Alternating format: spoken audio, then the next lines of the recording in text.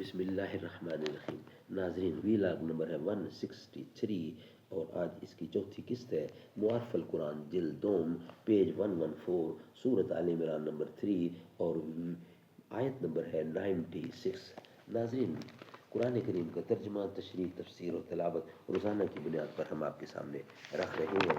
اس کتاب کا ٹائٹل ہے معارف القرآن جلد نمبر 2، سورۃ آل عمران سے لے کر سورۃ النساء تک، پارہ نمبر 3 کا رکوع نمبر 9 سے لے کر پارہ نمبر 6 کا رکوع نمبر ہے 4۔ رائٹر ہیں اس کتاب کے حضرت مولانا مفتی محمد شفیع صاحب رحمۃ اللہ علیہ، جو کہ مفتی اعظم پاکستان ہے۔ نحمده ونصلي على رسوله الكريم، بسم الله الرحمن الرحيم۔ قال النبي صلى الله عليه وسلم: خيركم من تعلم القرآن وعلمه۔ بہترین لوگ وہ ہیں جو خود بھی قرآن پڑھیں، دوسروں کو پڑھائیں، سکھائیں اور لکھائیں۔ حیات تازہ اپنے ساتھ لائی لذتیں کیا کیا، رقابت خود فروشی ناش کی بانی۔ ہولنا کی فروغ شمع نو سے بزم مسلم جگمگا اٹھی، مگر کہتی ہے پروانوں سے میری کہنا ادرا کی۔ تو اے پروانہ این گرمی ز شمع محفل داری، جو مندر آتش خود سوز اگر سوزے دے داری۔ بہقی نے اپنی کتاب دلائل النبوات میں بروایت حضرت عبداللہ بن عمر بن عاص روایت کی ہے کہ رسول اللہ صلی اللہ علیہ وسلم نے فرمایا کہ حضرت آدم علیہ السلام و حضرت حوا علیہ السلام کی دنیا میں آنے کے بعد اللہ تعالیٰ نے جبریل امین کے ذریعے ان کو یہ حکم بھیجا کہ وہ بیت اللہ کعبہ بنائیں۔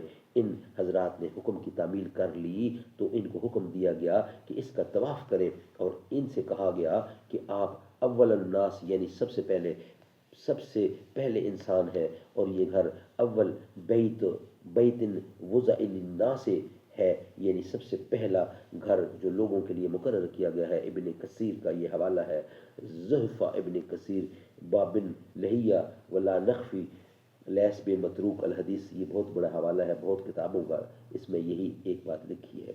بعض روایات میں ہے کہ حضرت آدم علیہ السلام کی یہ تعمیر کعبہ نوح علیہ السلام کے زمانے تک باقی تھی۔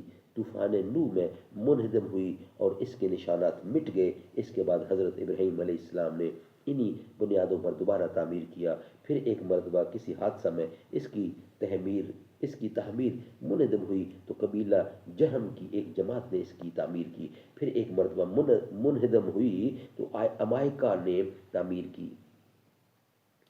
ناظرین، اور پھر منہدم ہوئی تو قریش نے رسول اللہ صلی اللہ علیہ وسلم کے ابتدائی زمانہ میں تعمیر کی، جس میں حضرت صلی اللہ علیہ وسلم بھی شریک ہوئے اور حجر اسود اپنے دست مبارک سے قائم فرمایا۔ لیکن قریش نے اس تعمیر میں بنائے ابراہیم سے کسی قدر مختلف تعمیر کی تھی کہ ایک حصہ بیت اللہ سے الگ کر دیا، جس کو حتیم کہا جاتا ہے، اور خلیل اللہ علیہ السلام کی بنا میں کعبہ کے 2 دروازے تھے، ایک داخل ہونے کے لیے، دوسرا پشت کی جانب باہر نکلنے کے لیے۔ قریش نے صرف مشرقی دروازہ کو باقی رکھا۔ تیسرا تغیر یہ کیا کہ دروازہ بیت اللہ کا سطح زمین سے کافی بلند کر دیا تاکہ ہر شخص آسانی سے اندر نہ جا سکے، بلکہ جس کو وہ اجازت دے وہی جا سکے۔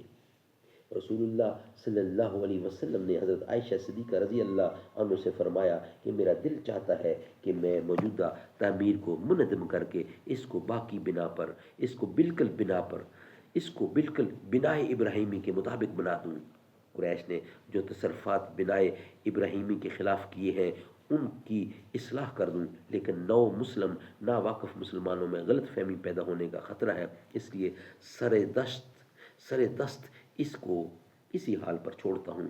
اسی ارشاد کے بعد اس دنیا میں آپ کی حیات زیادہ نہیں رہی۔ سبحان اللہ۔ ناظرین، یہ ویلاگ ہمارا یہاں کمپلیٹ ہوتا ہے۔ نیکسٹ ویلاگ ہمارا ہوگا 164 اور 5واں اور آخری ویلاگ ہوگا آج کے لحاظ سے، وہ ہم آپ کے سامنے رکھیں گے۔ چوتھا ویلاگ ہمارا کمپلیٹ ہوتا ہے۔